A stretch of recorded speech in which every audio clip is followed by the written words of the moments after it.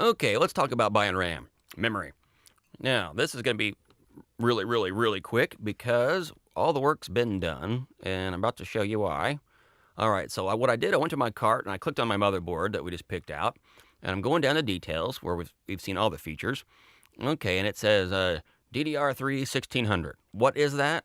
I don't know. It might as well be called Jello model or Honda Accord or whatever. I don't need to know. All I need to know is a bigger number is usually better and faster, and that's the biggest number it holds. So I'm going to find that first. So I'm just going to search for all stores for this DDR3 1600, and let's see what happens. All right, and now what I'm going to do, I'm going to look for best rating. Okay. All right, so, and now I want to buy, if I can, because I've only got 4 slots, I want to go ahead and buy 8 gigabyte slots.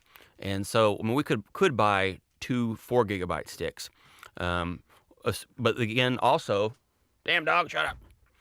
My budget is $100 for this. So it looks like nowadays the RAM has gotten cheap enough where I can afford 16 gigabytes of RAM. So I may as well do that. And that's one reason I love sticking to the budget, is because it determines what you can buy. So 8 gigabyte for only $40 is probably sufficient for almost everything.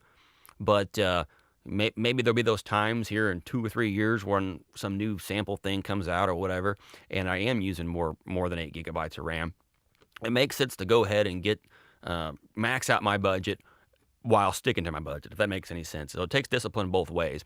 Now, for example, we got this Corsair stuff. We can get our 16 gigabytes of RAM for only $78. It will use 4 sticks of 4 gigabytes. That's not terrible. It's not the end of the world.